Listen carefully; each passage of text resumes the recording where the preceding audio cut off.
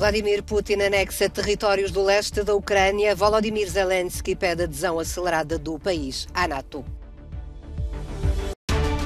O secretário-geral da NATO, Jens Stoltenberg, diz que a adesão da Ucrânia está nas mãos dos países membros, reitera apoio, mas rejeita a participação direta no conflito.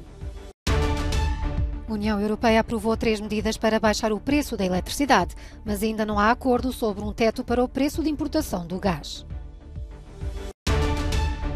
A inflação atingiu valores históricos em setembro de 10% na zona euro e 9,3% em Portugal.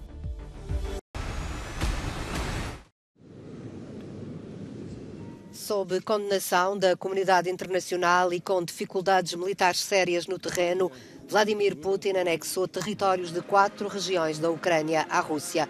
Num discurso no Kremlin, Putin atacou ferozmente o Ocidente, voltou a acusar a Ucrânia de ter iniciado a guerra e apelou a conversações de paz.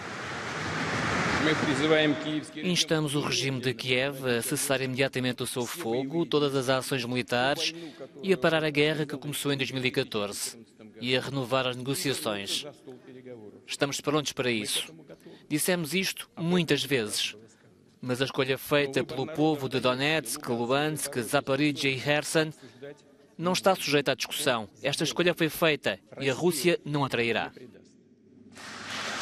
Ainda os documentos da anexação se assinavam em Moscovo. Já o presidente ucraniano Volodymyr Zelensky reagia anunciando que a Ucrânia não negocia com a Rússia enquanto Putin for presidente e que pede a adesão acelerada à NATO. Somos aliados de facto. Já conseguimos isso. Hoje a Ucrânia está a pedir a adesão de direito.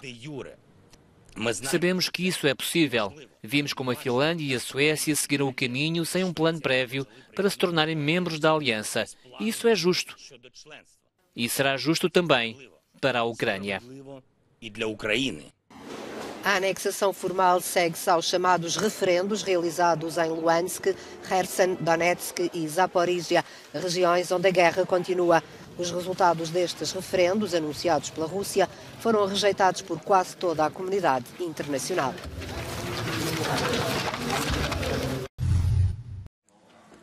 Depois do pedido de adesão acelerada à NATO por parte da Ucrânia, o secretário-geral Jens Stoltenberg reagiu e diz que a decisão está nas mãos dos membros.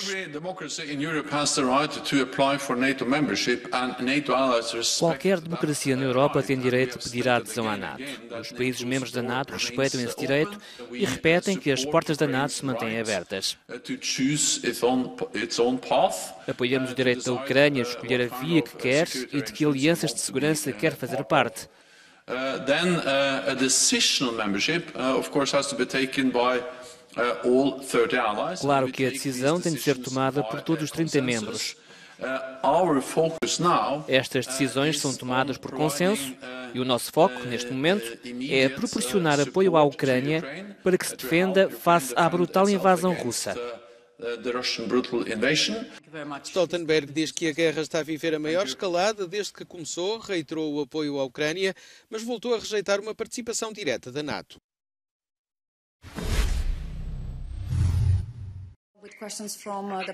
Dada a escalada da tensão com a Rússia e a fuga em massa de cidadãos do país, a Comissão Europeia pede aos Estados-membros que limitem ao máximo a concessão de vistos a cidadãos russos por razões de segurança.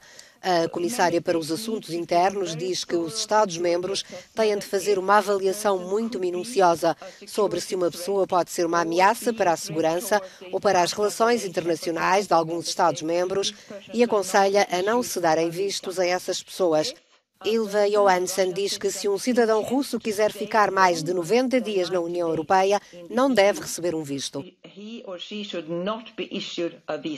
Estima-se que 200 mil cidadãos russos tenham fugido para países vizinhos desde que Vladimir Putin anunciou a mobilização parcial dos reservistas. A Finlândia cerrou a fronteira aos russos com vistos turísticos. O governo finlandês diz que a chegada contínua de turistas russos está a pôr em perigo as relações internacionais do país e fala de preocupações de segurança relacionadas com a guerra da Rússia na Ucrânia, os referendos ilegais e a sabotagem dos gasodutos Nord Stream. Um pacote de medidas de emergência para baixar os preços da eletricidade foi aprovado sexta-feira pelos ministros da Energia da União Europeia em Bruxelas. Poupança no consumo e recanalização dos lucros chorudos dos produtores para os consumidores são os objetivos centrais através de 3 medidas concretas. Limitar o preço a 180 € megawatt-hora para produtores que usam apenas o nuclear ou fontes renováveis. Criar uma contribuição solidária de 33% sobre os lucros excessivos dos produtores que usam gás e outros combustíveis fósseis. E reduzir o consumo da eletricidade, nomeadamente em 5% nas horas de pico. O preço da eletricidade está indexado ao do gás, muito caro desde a guerra na Ucrânia, mas estipular um teto máximo para o preço das importações não é consensual. Intervir no mercado sem causar danos colaterais não é uma tarefa fácil e necessita de um certo tempo. Pelo menos 15 países, incluindo Portugal e Espanha, defendem que se crie este teto para as importações de todo o mundo, não apenas da Rússia, mas enfrentam a oposição de outros, tais como a Alemanha e os Países Baixos, que estão preocupados com a reação negativa do mercado e consequente ruptura de abastecimento. Os dois lados explicam-se. Só se pode aplicar um teto ao preço do gás se estiver claro o que se deve fazer caso deixe de chegar gás suficiente à Europa. Esse é o meu contra-argumento. E a única resposta que me dão sempre é que essa escassez seria partilhada por toda a União Europeia. Mas não creio que isso seja politicamente sustentável. Levaria a União aos seus limites e provavelmente seria ao seu fim. É importante reagir para evitar ficarmos presos neste círculo vicioso.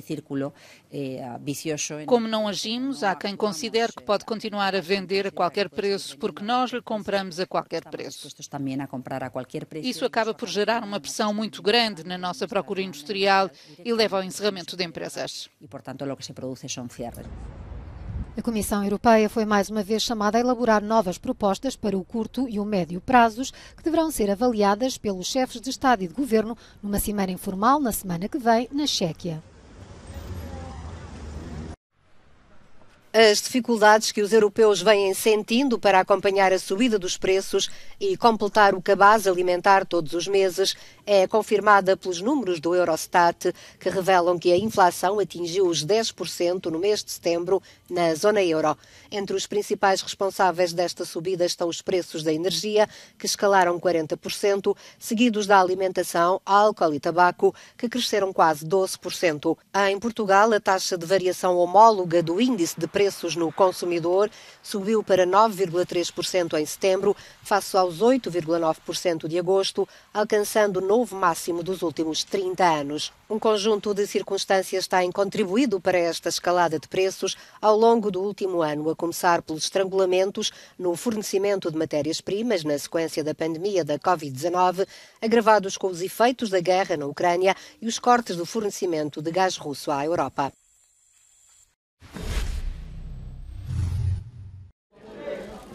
No último debate dos candidatos à presidência do Brasil, a cordialidade destas imagens durou pouco tempo. Nas 3 horas e meia que se seguiram, os candidatos desfiaram acusações políticas e pessoais. Em vez de ideias, trocaram-se palavras. À acusação de corrupção feita por Lula, Bolsonaro respondeu assim: mentiroso, ex-presidiário, traidor da pátria. Que rachadinha teus filhos roubando milhões de empresas após a tua chegada ao poder. Rachadinhas, as acusações de suborno e tráfico de influências que Lula tinha posto na mesa à espera de outra resposta. Mas é uma insanidade um presidente da República vir aqui e dizer o que ele fala com a maior disfarçatez. É por isso que no dia 2 de outubro, o povo vai te mandar para casa. O povo assistiu desanimado ao Tucatulá, com o Brasil mergulhado numa crise profunda. As primeiras reações são de crítica e censura à falta de sentido de Estado e de missão de serviço público. A fome, a educação, escola, hospital, saúde, né? Isso aí que a gente tem que falar, não ficar brigando, né? Ele não fala disso, só fica brigando. Tem que resolver isso aí, né? Um monte de palhaços discutindo, que sem um plano, sem nada, só entre eles mesmos brigando. Antes do debate, a última sondagem punha Lula a ganhar a primeira volta. Bolsonaro estava em segundo lugar nas intenções de voto, com menos 16 pontos percentuais. Se domingo não houver um candidato com a maioria de votos, a novela continua até à segunda volta.